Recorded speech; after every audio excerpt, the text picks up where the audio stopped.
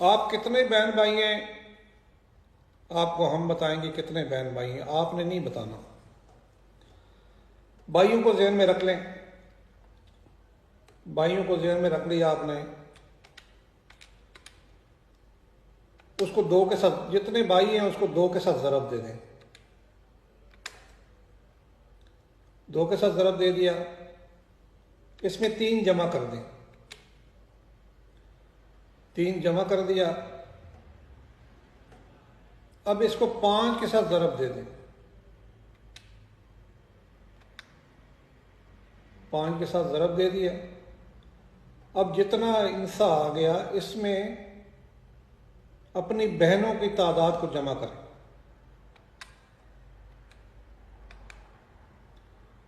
बहनों की तादाद को जमा किया, इसमें से 20 मनफी कर दें।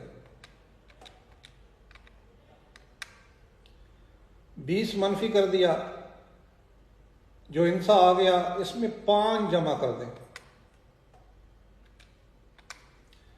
जो आपके सामने हिंसा आ गया है, जो फिगर आ गया है, उसमें दाएं तरफ वाला इंसा जो है, दाएं तरफ वाला इंसा वो आपकी बहनें हैं और बाएं तरफ वाला जो इंसा है वो आपके भाई हैं।